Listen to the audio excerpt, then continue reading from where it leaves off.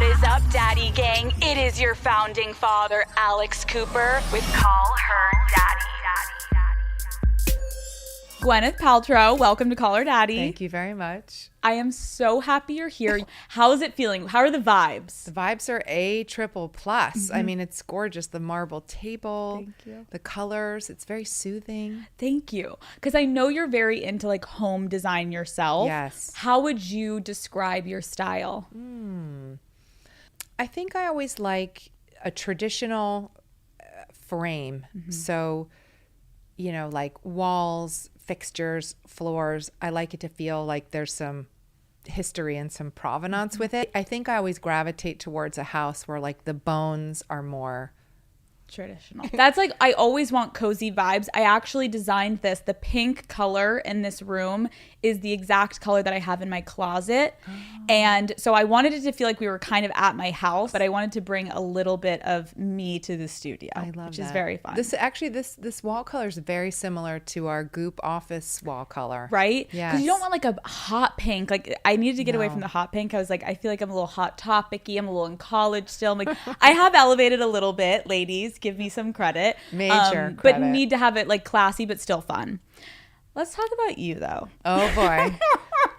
So I love how, so Apple is here, your daughter, and you guys walk in and Apple is like, roast her, go for it. And I was like, Gwyneth Paltrow's coming on the show, guys. Like, let's keep it classy. And then Apple was like, oh, ask her everything. I'm like, oh, thank you, Apple, for letting me go in. In our hectic, fast-paced lives, we could use some slowing down. Haagen-Dazs is made to be savored and enjoyed slowly. Introducing new Haagen-Dazs Belgian waffle cones, a completely new experience that's worth slowing down for. Daddy Gang, you've never had cones like this before, okay? They'll take crunch to a whole new level. Each crispy waffle cone is filled with the velvety smooth ice cream that Haagen-Dazs is known and loved for. Then it's finished with delicious toppings and a decadent bite of sauce waiting for you at the bottom of the cone, okay? Haagen-Dazs Belgian waffle cones come in 4 delicious flavors: vanilla salted caramel, summer berry, triple chocolate fudge, and toasted almond fudge. Boom. Sign me up. You guys know that I have the most hectic days at the office. So when I get home, I love to grab a little treat, toss my phone away, and take a minute to myself. These cones are a must-have in my freezer. I'm obsessed with the summer berry flavor. It's fruity and it's sweet. And seriously, it always hits the spot. It's the perfect way to end a long, long, long, stressful day. Ice cream just always hits the spot for me. And these Haagen-Dazs cones are truly the perfect treat. Savor your moment of slow with new Haagen-Dazs Belgian waffle cones available at retailers nationwide. So you're an entrepreneur, you're a mother, and you're an actress. You won an Academy Award at 26 years old. How did winning an Oscar at such a young age impact the way that you viewed and felt about your career? Well, I guess I should start by saying, like, I was so driven. Like, I was working so hard and I didn't know exactly what I was working towards. I just wanted to be successful and to be well regarded. And I, was kind of on this really fast track, and it all kind of happened so quickly, which is what I think you're alluding to. And then for somebody like me who, I think I was working through a lot of the harder parts of my growing up through achieving success. And once I won the Oscar, it put me into a little bit of an identity crisis, because if you win the biggest prize, like, what are you supposed to do and where are you supposed to go? It was hard, like the amount of attention that you receive on a night like that and the weeks following is so disorienting and frankly really unhealthy. I was like, this is crazy. Like, I don't know what to do. I don't know which way is up. And so I think it was a lot. And then I also, not that I would give it back or anything, like, it was an amazing experience, but it kind of called a lot of things into question for me. And then I think because I hadn't done a lot of healing work yet, I was like, well, now I need to, what am I going to do? How am I going to continue to achieve? Do you mind sharing, like, when you're referencing, like, you were working towards solving the things in your past? Yeah. Do you mind sharing what you're talking about? Yeah, sure. I mean, I think, we all go through traumatic things in our childhood. And, I think our parents, especially my parents' generation, they had a very different orientation around parenting. It's like, Apple and her brother are like, I kind of revolve around them, and hopefully not to their detriment, but I think I grew up in a generation where there wasn't that orientation. And I think, we moved a lot, to move with my mom when she was working, which also of course had great things. But it was, it could feel destabilizing. And I think there were also like really high standards prescribed to me in my house. I don't even know if my parents were conscious they were doing it, but I always felt like I had to prove on some level that I was worth something, that I was lovable. And not only from my parents, but I think just from the culture that I was growing up in. No, I get what you're saying. And I think that's something I've been realizing in therapy is like, of course, we can look at how our parents fucked us up. Like, I don't think there's anyone on the planet that's like, my parents were absolutely perfect. Like, but I do think generationally, it's also important to look at, not to give them a free pass, but like, they don't have the tools that we now have of like therapy wasn't even a conversation. Mental health wasn't even a conversation. Right. So even you saying like, I don't even think they were aware of the pressure they were putting on me. It does make sense now, especially if you are in therapy or working on yourself. Like the past generations, to me, it's very apparent as to like what they were lacking and how fortunate we are now to have conversations with like you having with your children. When you talk about having this like almost like crisis of like you win this Oscar, everyone's looking at you, you're this beautiful young woman, how do you think that impacted like your self-worth at the time? I felt a real pivot on that night because I felt like up until that moment everybody was kind of rooting for me in a way, and then when I won it was like too much, and I could feel a real turn. And I remember I was working in England a lot at the time. For some reason, I was doing all my movies in the UK. And I remember the British press being so horrible to me because I cried, and they didn't necessarily know that, my grandfather was dying of cancer. My dad, who was in the audience with me, was like, had just had all this crazy cancer treatment, and he was really debilitated. And it was just this totally overwhelming moment. And, I was 26, like I cried, and people were so mean about it. And I just thought like, wow, there's this big energy shift that's happening. And I think I'm going to have to learn to be less open-hearted and much more protective of myself and filter people out better. It was like this big reckoning in a way. When I think back to the 90s, I think it's so funny that so many trends are coming back. Like Apple just walked in and just like, Mom, look, I'm wearing your shirt from the night. It's like everything is making comebacks. But the one thing that I feel like never went out of style, and I have to say it, is Brad Pitt. I have to say it. I agree. How did you meet Brad Pitt? Because you guys were like the hottest couple, okay? How did you meet Brad? I met Brad on the set of Seven, and I think I was only 22 years old at the time. Oh my God. And I had seen him in Thelma and Louise and like whatever the other movies he had been in. So obviously everyone knew he was like the most gorgeous movie star in America. And I got this little part in Seven, and I was so excited to meet him and Morgan Freeman, who I had like grown up adoring as an actor. And we sort of said hi on set, and it was like major love at first sight. It was crazy. I just got chills.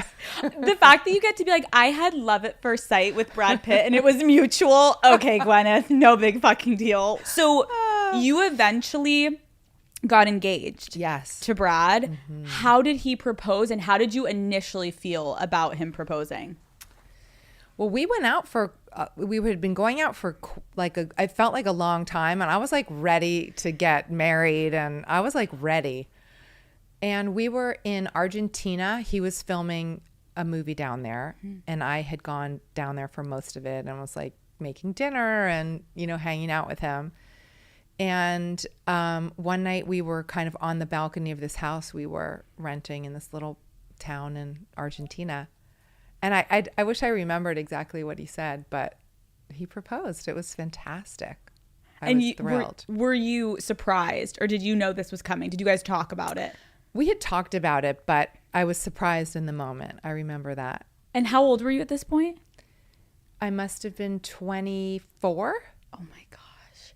So I know I've read that you ended the engagement with Brad because you were like, I was too young. I was not ready to get married. And I feel like when you are in love, I don't care what age, sometimes you can be so in it that you don't see big picture. How did you realize that you were not ready to get married? Well, I had a lot of development left to do looking back in hindsight. Like, you know, in a lot of ways, I didn't really fully start to come into myself until I was like 40 years old.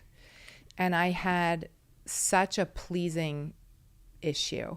Like I didn't even really understand how to listen to my instincts and act from that place, like for what was right for me. I was always trying to adjudicate like what's right for everybody else, you know, being the sort of thermostat in the room, like, oh, you know, it's getting a little uncomfortable, like let me cool it down, like it's getting cold, let me warm things up, and always sort of outsourcing that and not really giving myself like the dignity of being close to myself, you know? And so when I look back, you know, I think I was really a kid, like really more so than a lot of 22 or 23 or 24-year-olds I would meet now. You know, I really had not explored who I was, what was important to me, what my boundaries were, anything like that. And so I was totally heartbroken when we broke up, but it was just, you know, the right thing at that time. But it was really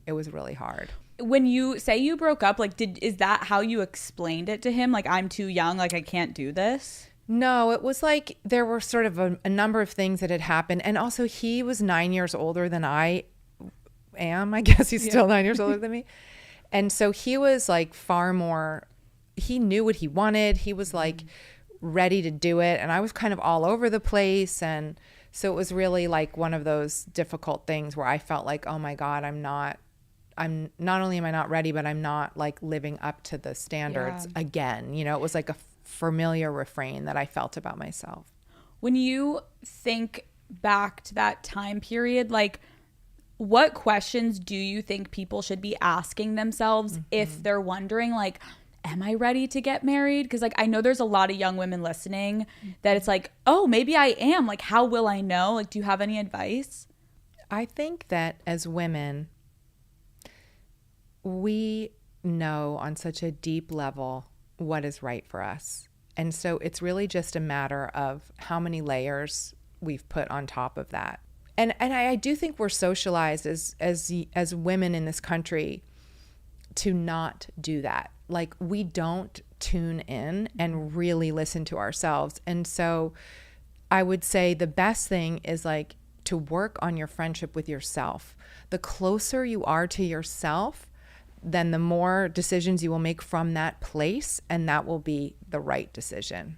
Anytime I have a deep conversation with my friend, whether it was like she stayed in a relationship too long or I was in a toxic relationship, you always kind of know. You know. And like, I really feel like a woman's intuition is never wrong. Like when you're feeling something's off, a lot of the times we're just not acting on ending something or doing something for ourselves because there's a layer, like you said, of something prohibiting us from making that decision, whether it's like the societal issues of like we're living in this patriarchal society and you're like, I want to please the man, and it's been so ingrained, like whatever it is, usually it's actually, you know, the truth. You just have to be in tune with yourself. That takes a lot of time though. Yes. And one layer of complexity I would add is that, you know, when I look back, and I think this is pretty pervasive, like most of us are sort of replaying relationship, that dynamic out in our romantic life that we had with our most difficult parental relationship. Like Kerry Washington said to me the other day, there's only one letter difference between parent and partner. And which I thought was, a very succinct way of articulating it, because that's something that I did for sure in my romantic relationships. And some people don't do that, and they're attaching in really healthy ways, but those are things to keep in the back of your mind too. Like, am I trying to work something out with this person that's really my own work? Right. Because a lot of times that means you shouldn't be with that person. Yep. You should go do your work and then find somebody that's going to really uplift you. Because most of the time when you're in a situation with someone that you're trying to play out, like your issues with your dad or your issues with your mom, you're right. Then when you actually go do the work, you wouldn't go back to that partner. You're like, wait, no, that actually doesn't work for me at all. That's right. I'm interested to also know about Brad, and then we're moving on. But like, actually, let's do the whole episode about Brad. Since you're in this Hollywood sphere of like, it's a pretty close-knit group, how did you guys like move on? And like, I'm sure you saw each other at parties and like had to socialize in moments. Like, was it awkward for you? And like, do you guys it's not awkward now, obviously, but like, how did you go about running into each other? Yeah, right. They always say like Hollywood is like high school with money. It's like kind of true, which is probably why I didn't live here for so long. I remember seeing him. This is so crazy. Like, because I was like heartbroken and so upset, and then I remember the first time I saw him, I was presenting at the Academy Awards the year after I won. And I like walked out and I was so cognizant of him being there. And I was like, oh my God, this is so scary and so awkward. Because he's probably like in almost front row. Yeah, he was like right there, and we hadn't talked in like a couple years. You're like, I would be like, I'm basically giving a speech to my ex. I know. Like, and I was like, I think I even fumbled my words. I was like, I hope that's on YouTube so I can go watch that after this. All of a sudden it's gonna like spike up to like 10 million views. It was like the year after I won. Yeah. Oh my God. It was crazy. I know. He's a great guy. Great. He's wonderful. I really like him a lot. Yeah, casual. Okay, another relationship you had was with Ben Affleck, which is like, I'm sitting here being like, you have the most stacked roster of any person that has ever come on Call Her Daddy, Gwyneth. I'm not kidding. I'm like, no one has sat in a chair and I'm like, Brad Pitt, Ben Affleck. I'm like, what? Tell us your tips. My actual question was this.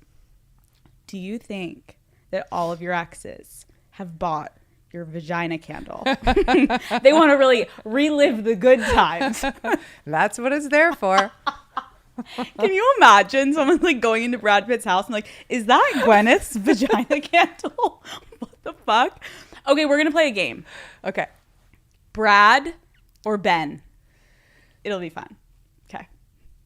Brad. No. I didn't even ask a question. Oh, I thought that was the question. Brad or Ben? Okay. That's so good. Now I get it. Okay, that's good. Okay, now overall it's Brad. Now. Okay.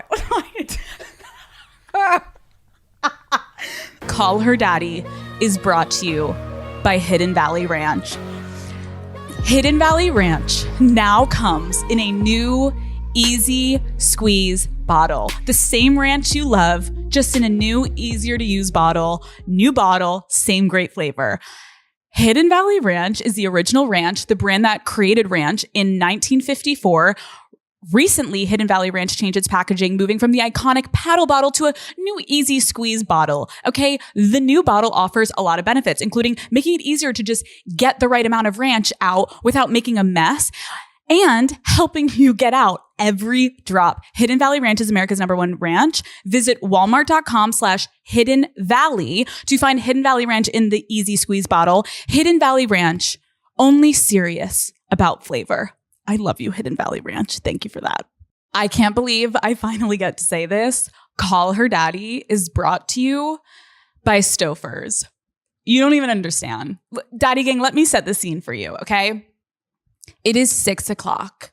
You get home after a long, stressful day of work and you feel like you can't make one more decision, right? You're burnt out, you're tired, but you realize you're starving. It is dinner time, but even just thinking about what to make feels so overwhelming, okay? The fridge is empty, obviously. The idea of cooking sounds miserable and all you want is something easy, delicious, and satisfying.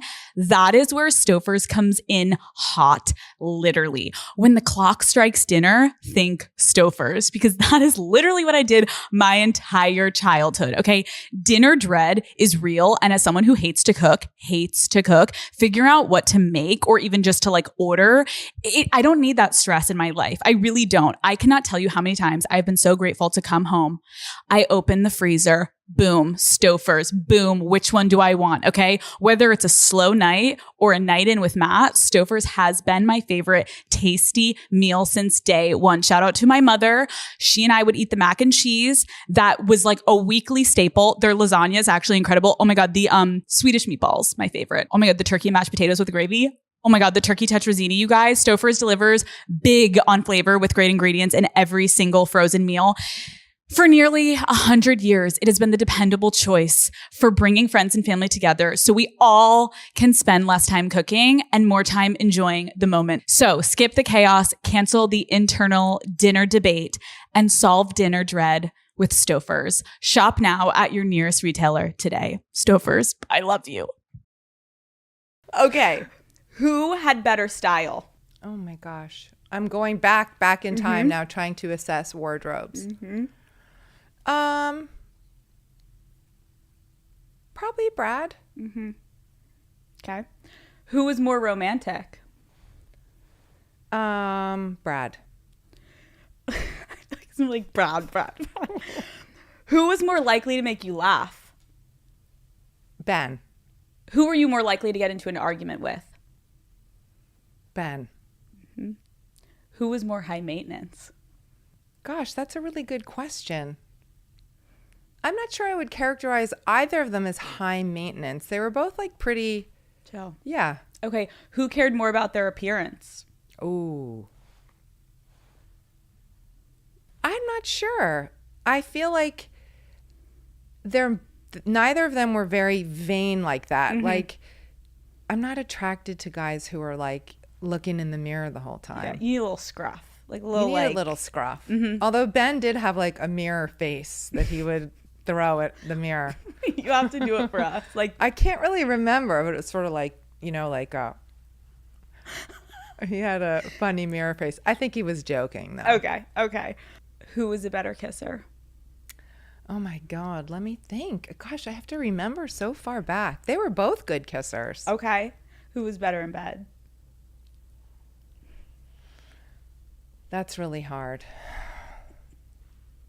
That is really hard because like Brad was like the sort of major chemistry love of your life kind of like at the time, you know? And then like Ben was like technically excellent. Holy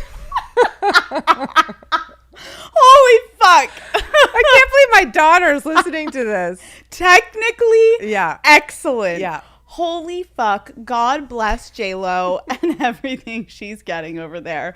Oh my God, that's amazing. Okay, last question. Okay. This is really going to cause some issues. Am I blushing? I am. Oh my gosh. Who is the better actor? Oh, wow. I mean,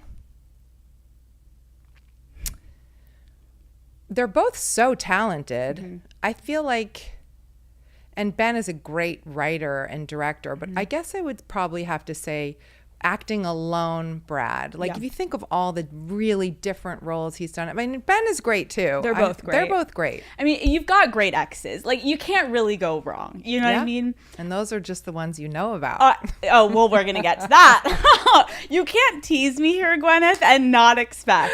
I was going to ask, you know, we know a lot of your exes, but would you be willing to maybe drop a name of someone you've like even had a make out with that's A-list that like the world doesn't know about? I don't think I could say the name.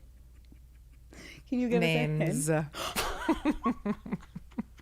What about a little Leo action? No, never made out with Leo. Never. He tried back in the day, but he was already like, you know, he was very Doing his thing. loose with the goods, like from when he was 19. What about Johnny Depp? Never made out with him. We did a movie together, but we did not make out. Bradley Cooper? No, I don't even know Bradley Cooper. I mean, I've met him, but I've never like, Yeah. you know. Okay, well, we're going to have to sidebar. You're going to have to tell me one name that I can like hold close to the chest. I'll tell you after. Okay. Okay. You also dated and married Chris Martin, one of the biggest musicians in the world. Yep. Shout out Coldplay. Love ya. Shout him out. We are going to do one last game. Okay. Fuck, marry, kill. Brad Pitt, Ben Affleck, and Chris Martin. Wow. Well, obviously I'd marry Chris Martin because he gave me my 2 children who are the loves of my life. So I would do that all again. Oh.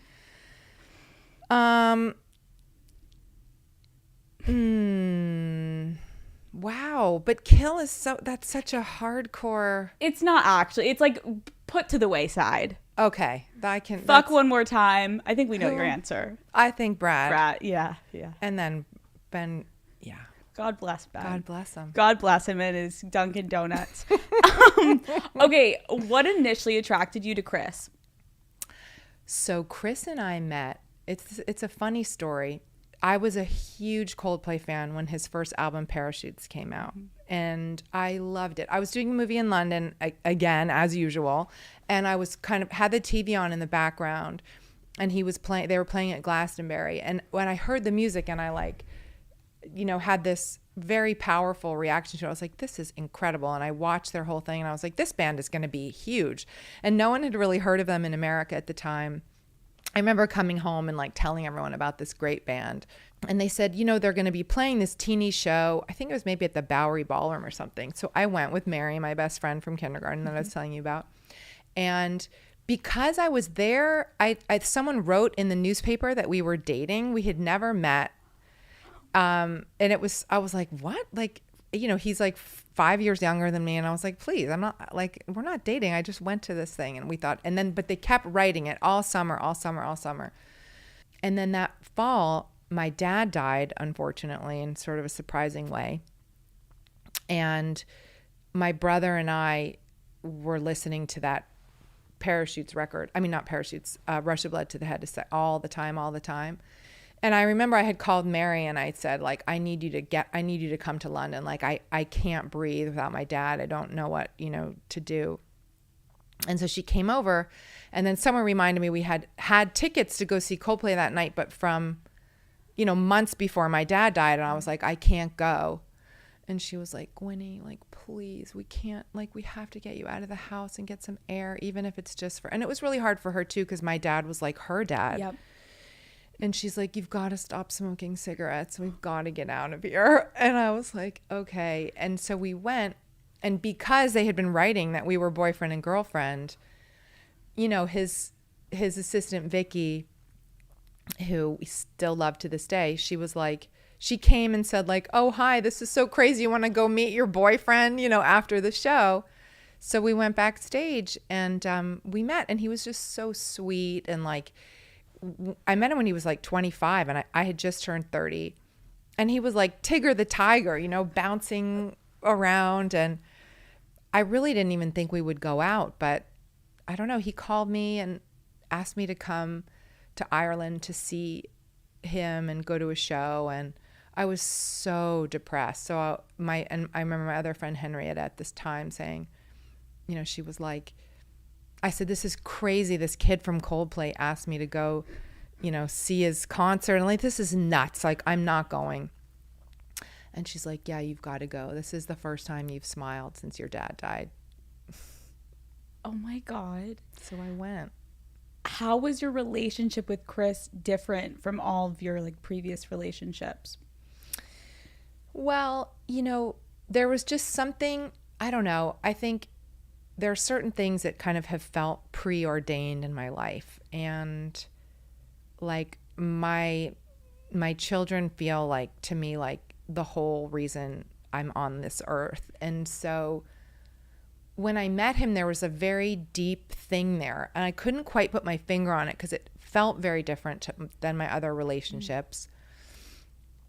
And it's not so much that the relationship itself turned out to be like healthier than my other relationships. It's just that I think I had this deep calling on some level. I knew he was going to be the father of my kids, maybe, or something. Oh my God. It was a very strong feeling. Yeah. I'm interested to know too, like, you know, you mentioned that right before you kind of met Chris, like a few weeks prior, your dad had passed. Yeah, 3 weeks before. How did that impact, do you think, like the early days of your relationship? Yeah. I mean, I was broken. My father was, you know, like I just adored him. And he was like, you know, my teacher, my rabbi, that he was like the comedian. He was like so unconditionally loving. And he was the center of all of my whole family kind of centered on him. So when he died, you know, I was completely like decimated. And so I was very raw and very open, you know, didn't totally have I couldn't see straight. Like I was in full grief. I don't know how Chris kind of like dealt with me through that time. Yeah, because I'm interested, like, I think loss is, there's no way to describe like how you're going to grieve, and thinking about like meeting Chris, falling in love while also like deeply grieving. Yeah. Those are like very opposite emotional headspaces to be in. Yes. And when you look back, do you think that affected your perception of like of the relationship at all? Probably. I don't see how it couldn't have. Yeah. Like I was so altered and so destroyed.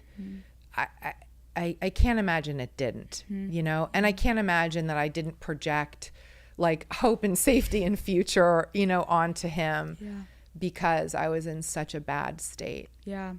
So we talked about how you were engaged at one point to shout out Brad. And then you eventually, who doesn't love Brad? You love Brad. We all love Brad. I love how it's like Brad or Ben. This is about to be a game. You're like, Brad. I'm like, wait, I didn't play the game yet. We all love Brad. Shout out Brad. You know, we love you. So you got engaged and you said you weren't ready to be married. Right. You marry Chris. How did you know when it was time to end a marriage and to move on with your life? Well, it was interesting because, again, like being so driven by this like feeling of the impending children, like I got pregnant really quickly and had our kids like in pretty quick succession. And so then you're sort of thrown into like, I was like in grief, and then I had Apple, and then I had Moses, and then I think you just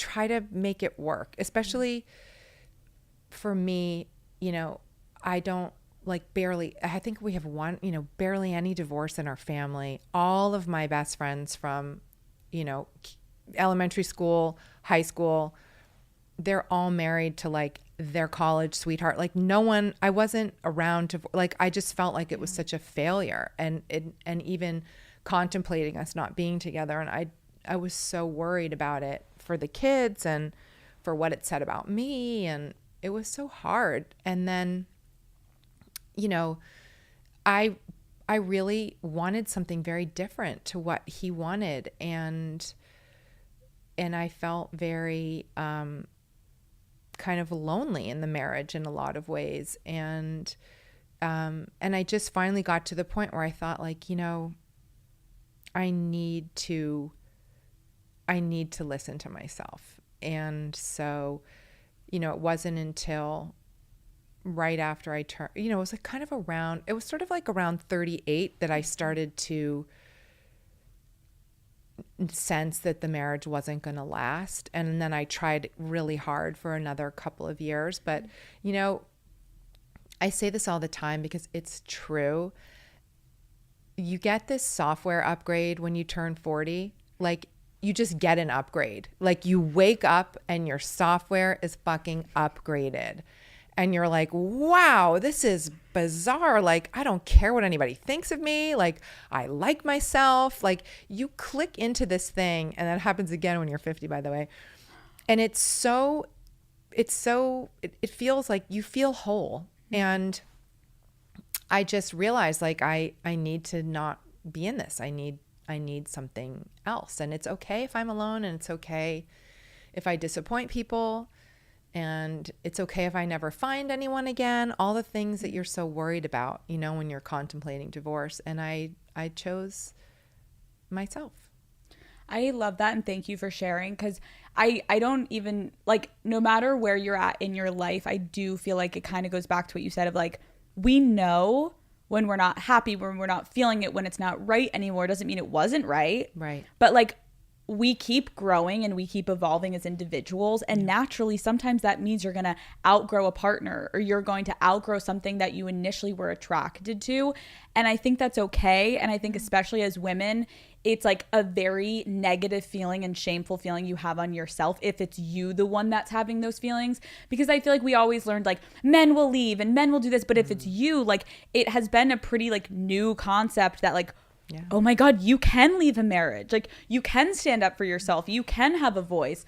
So I appreciate you sharing that, because it is in some way inspirational to just know, like, you have these incredible children. You had a healthy marriage at one point, and then it's like, and then it's time to move on, and that's okay. It is okay. It is okay. And it's, like, not what you want. And it's not, when you get married, it's not what you hope for, but it's okay if it's not the right thing anymore, you know? And for me, it really then became about, is it possible to stay a family with this person that I really love? And I wanted to minimize the impact on our children, which of course they're impacted, and divorce is terrible. And I know it was really hard on them.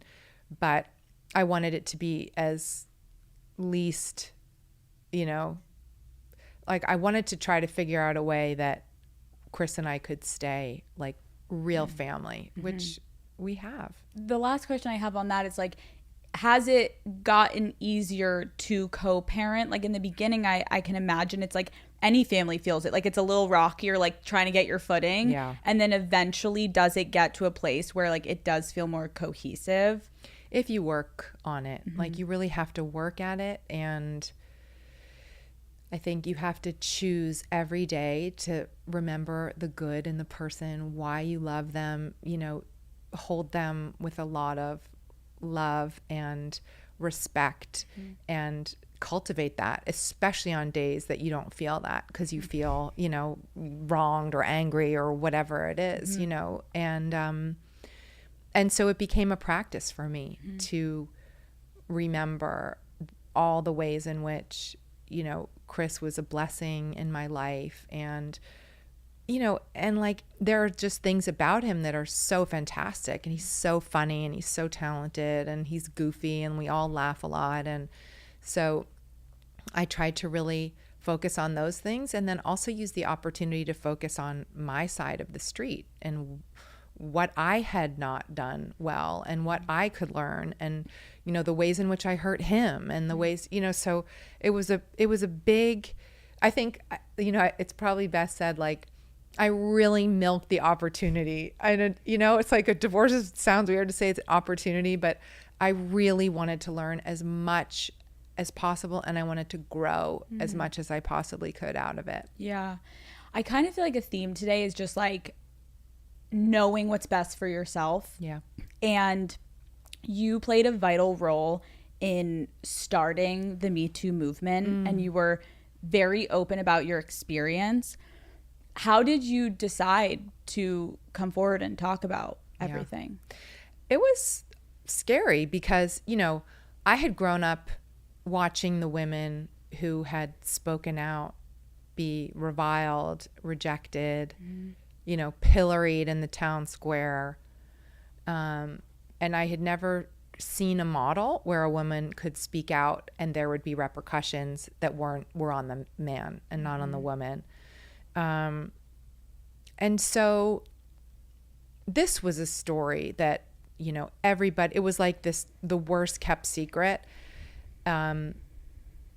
not that Harvey Weinstein was raping people, but, you know, that he was sort of crossing boundaries and trying stuff on. And we all kind of knew that was happening. And like my story had happened to 10 of my friends, you know.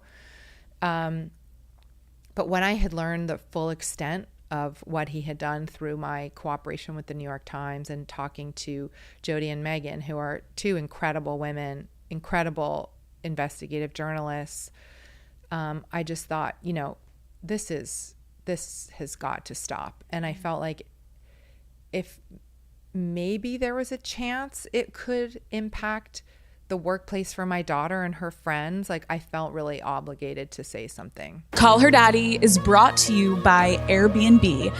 Okay, Daddy Gang, you know I love a good party, but when my girl group chat asked me what I wanted to do for my birthday this year, I knew exactly what I needed. Last year, I was like, let's rage our faces off. And this year, I'm like, let's have just like some cozy quality time. Let's relax. And so we found a weekend for a girls trip. And naturally, our next step was Airbnb to find the perfect house for all of us to just unwind and be able to spend time together. And staying in a house with your friends, in my opinion, it completely changes the vibe of the whole trip and it makes it more special. You can get to know the neighborhood together. You can go find your favorite coffee shops. Second, I just love feeling like roommates living in the same city together. Like all of my friends and I don't live in the same place. So when we get to stay in a house, it makes me kind of feel like we're in college again. Staying like locals also, I feel like helps you feel immersed wherever you are. And getting an Airbnb is the best way to not only explore a new city, but have a new space in that city. I love that Airbnb has something for everyone because my friends and I, there's a lot of different things that we're looking for when it comes to finding the right home, right? Some people want a big kitchen to cook in. Not me. Don't even care if there's a kitchen. Others want proximity to the beach. And then others want to make sure that they can bring their dogs and it's dog friendly. Do you know what I mean? Also, I want a hot tub. Love a hot tub.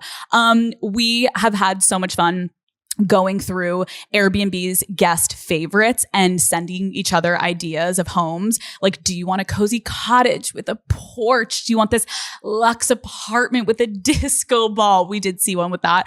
Do you want to stay in like this crazy place that kind of like looks like a tree house? Regardless, our group chat was popping off with everyone sending different houses until we finally found the place that truly fits everyone's. And I was like, I'm booking it, girls. So we ended up picking a spot with a big couch by a fireplace.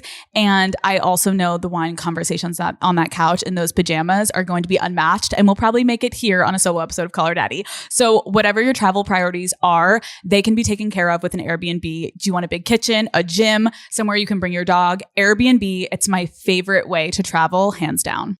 I appreciate also just how open you are about your experiences and kind of speaking about like, you know, raising children now in this new era as like women that can have a voice. Like, how do you talk to, I guess, both of your kids about like dating and sex and relationships? I mean, I think you have to tread lightly and let them come to you. I remember my kids both went to this fantastic elementary school here in Los Angeles once we moved from London. And they taught them sex ed in 6th grade, which, yeah, like, okay, but I really was not prepared with the information that they came home with. What did they say? I will never forget Apple and her best friend Emily sitting at our kitchen banquet in shock, like color drained from their face. They taught them everything. Anything you're thinking, they taught like the 11, 12-year-olds. Told them everything. What? I swear. And what are they saying to you? Like, Mom, They're learned... like, do people do this? Like, it was beyond. You're like, you know what? One day you'll hear a little bit more of this on Call Her Daddy, Apple. Exactly. And then it will be in a more appropriate time. That's what I was going to say. Then you took over. So I didn't have to tell her anything. Holy shit. So I'm in Hawaii and I'm walking to the elevator with my boyfriend. We're staying at a resort. And I see this girl sprinting down the hallway with a bag. And I'm like, what is going on? I think she's beelining it to me. It is a fan of mine. And she hands me a Goop bag. And there's like a Goop store in this Hawaii resort. The Mauna Lani. Shout out. So I'm like, oh, thank you. She's like, I love you. Like, you've taught me so much. Like, I want you to enjoy your vacation, and winks at me. So I go upstairs and I open it, and it's a beautiful vibrator. And I was like, oh my God, this is incredible. And then immediately I'm like, thanks to Gwyneth, like, because I hadn't brought a vibrator on this trip. And it was used, and it was used again. It was great. It was a great time. God. It was a great time. I thought you were going to say, I thought you just said, like, meaning you opened the box and it was used, Oh, and I no. just died. And this vibrator was fully used. Fuck you. No, I used it on my trip. Okay, thank you. It was phenomenal. And so I'm curious to know, because I'm a big advocate for toys and vibrators, especially for women. We have, like, obviously a harder time getting off. When is the first time you used a vibrator? Wow. Probably when Sex in the City came out, and, you know, Samantha was talking about, like, everyone. I remember, like, you would go to a bridal shower, and, like, there all of a sudden there were vibrators, like, as party favors. And it's almost like they stopped being party favors and they need to be again, because I remember in college being like, I think I need one. This is disgusting. Well, it's not. I started to use the back of my electric toothbrush because I didn't know where to get a vibrator at the time, Gwyneth. Yeah, thanks to Goop, now we know where to go. Thank but goodness. At the time it was like, I'll get a new toothbrush in the morning. Like, this is desperate times calls for desperate measures. And there I was with a good old back of the toothbrush. I didn't use it in the morning, everyone. Don't come for me. Why do you think women are so intimidated, though, by vibrators? Well, you know, this is this could be like a very long discussion. I mean, there's such systemic shame for women historically around pleasure. And we are, to your point, we do live in a patriarchal society. The paradigms aren't there for female pleasure. And so we've been taught to be, like, ashamed of it, not ask for things, not say, like, this feels good or this doesn't feel good. And this is why at Goop we have really kind of indexed into this area, because I really feel like it holds us back so much. It's this one area where, and look, I'm still not comfortable talking about, like, this is inculcated in for decades. Like, and I'm so happy when I see it changing in your generation and Apple's, like, and this sort of freedom around the idea that women deserve pleasure. It makes me so happy to see that, but it has not always been that way. You're so right. The shame comes from, obviously, as women, it's never been celebrated to, like, pleasure yourself. You hear about, like, men or boys when you're younger. It's like, oh, he's just touching himself. Oh, girl. It's like, stop doing that. Like, it's wrong. Just do it secretly. So now I agree that, like, it can be cute and fun and clean and not scary and veiny and too large that you're like, that's bigger than my thigh. Like, what is happening? So no, I really appreciate that you have what you've done, because now I have my little baby purple little, like, bullet vibrator, and I use it all the time. I don't know if that freaks you out, but not at all. Not in the slightest. Okay, Gwyneth, what is the craziest place that you've had sex? I mean, I don't know. I've been famous for so long that, like, you're getting, you know, I think one time back in the day, I did it in an airplane bathroom on an overnight flight to Paris. Would you drop the name of who it was with? It wasn't anyone famous. Okay. Isn't that terrible? It's Look amazing. at her face. No, I'm like, I want the tea. I'm like, oh, that won't make headlines. No, I'm just kidding. No, that's great. Okay, so when you were famous, you were having sex with normal men. Yeah.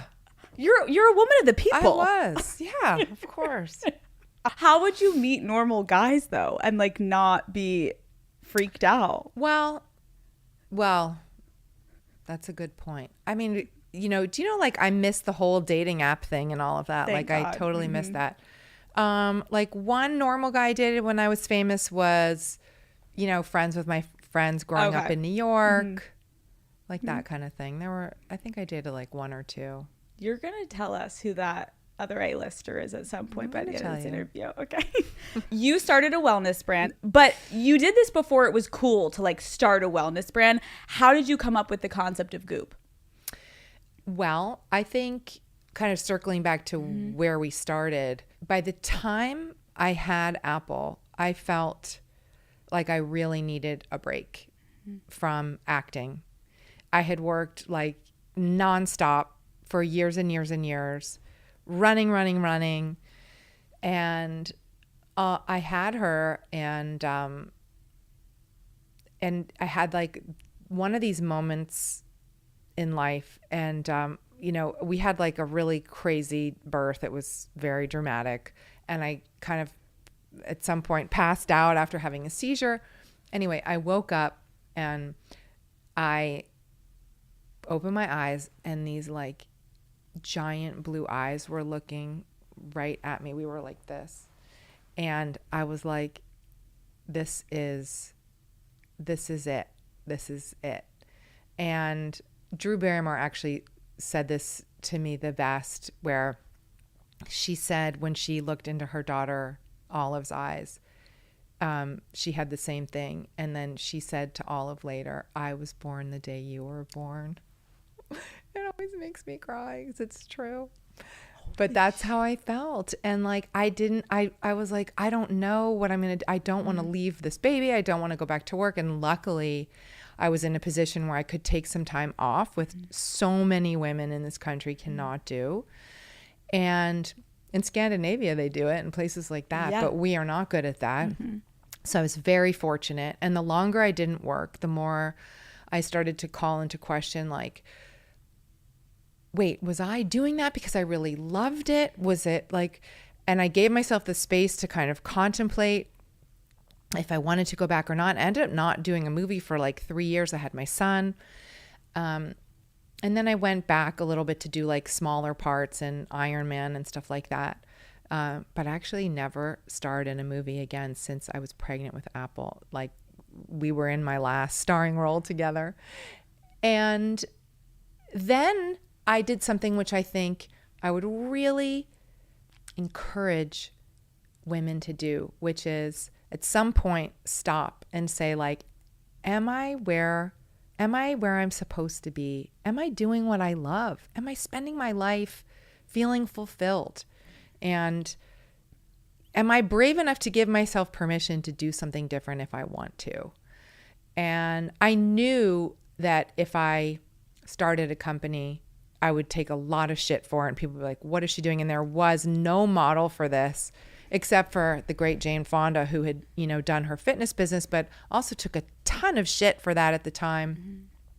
They called into question like her seriousness as an actress. Like, everybody likes us in one little box, But I was really interested in this other space, which was really essentially like connecting people to great things that would make their lives better. And I had always been that person for my friends. Like, what temperature do I roast a chicken at? Like, where can I get a bikini wax in Paris? Like, and I thought, God, I love answering these questions so much. I love doing the research. I love figuring it out. Like, maybe I could do this as a job. And so it percolated for a long, long, long, long time. And I got a lot of advice from different people. And that's when I thought, okay, I'll just start it as a newsletter, and then we'll see how it goes. And it was unmonetized. It was just, I just was sending content out.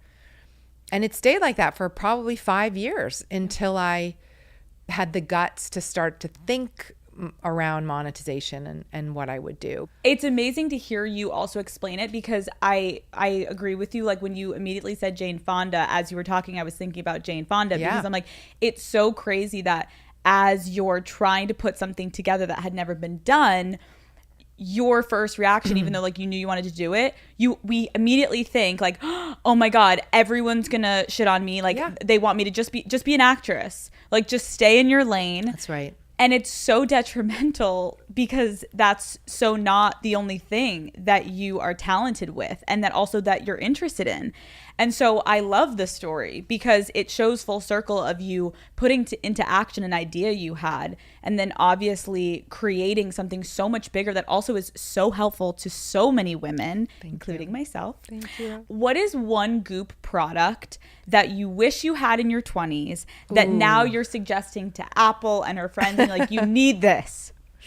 This is real, because when I was in my 20s, I lay in the sun with baby oil on my face. I never use sunscreen. Believe me, I'm paying that price now. You look great. Thank you.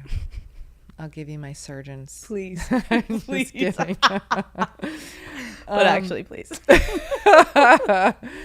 So I wish that I had taken greater care of my skin earlier. And what's so great now is that we've come so far with product development, and because clean beauty is a huge thing for me. Like, obviously that's why one of the main reasons we started Goop. I was appalled at the levels of toxicity in beauty products that are largely unregulated. We put all over our skin. They're transdermally absorbed. They mess with our endocrine systems. There's like real toxicity levels in a lot of stuff that we think is safe, and that just drives me crazy. Yeah. So I saw a real white space, you know, to create these products. And anyway, like for the women out there now, like look, I would recommend, I mean, we have this new eye cream that's coming out right now that's so incredible, and it's like packed full of vitamin C, and it's got caffeine and niacinamide, and it works so well, and it's very preventative as well. So I can use it for my crow's feet and my dark circles, and Apple can use it preventatively. I love it. I need it. We brought you one. Oh, thank you. Thank you. You recently also launched the Goop Sex Instagram channel. Yes. What's a conversation that you're looking forward to having on that page? Well, again, like just to sort of traverse back over what we were saying, it's so important for women to have places that they can, you know, and resources. And like, that's why what you do is so fantastic in terms of destigmatization, creating a space where women can explore these questions and these feelings and like the normalization. It's really beautiful. And I'm so glad that you do what you do. Thank you. And we really felt like, you know, there's more to explore here in terms of questions people have, products, etc. So we thought we'd make a dedicated page. You know, I learned from the Goop Sex page. Like, I'm like, wow, what is this? I love that. One of my last questions is, I was just thinking about this for a second. Like, what do you think is a misconception about you? Oh, I think there are probably a few.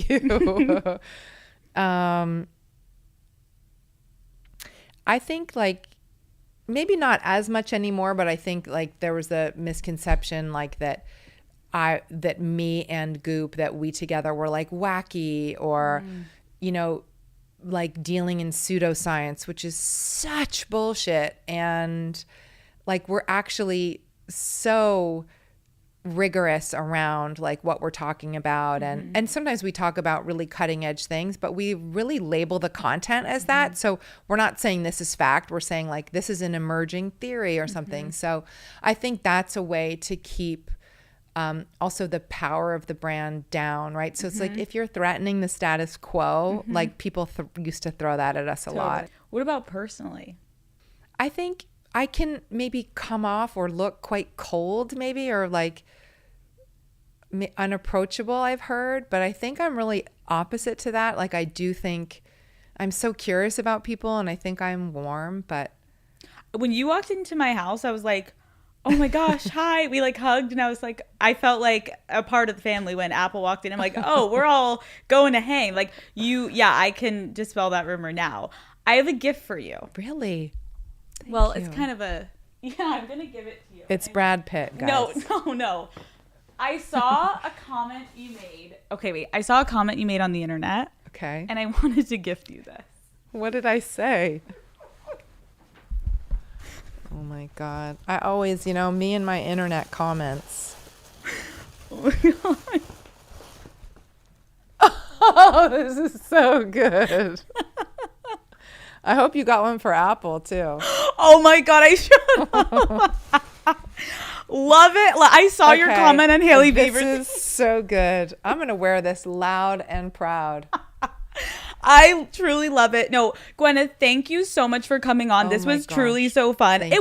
It wasn't too aggressive, right? Not at all. It was You had a good time. I'll check in with her and see what Apple has to say about it. Apple, we're gonna walk in is like this. No, seriously, thank you for coming on. This was so fun. Thank you for having me. Thank you. Thank you so much. That was really fun. That was so fun. I was dying laughing. You were comedy.